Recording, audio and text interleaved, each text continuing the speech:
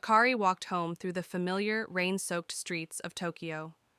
Little did she know, tonight would be different. Huh? Cherry blossoms?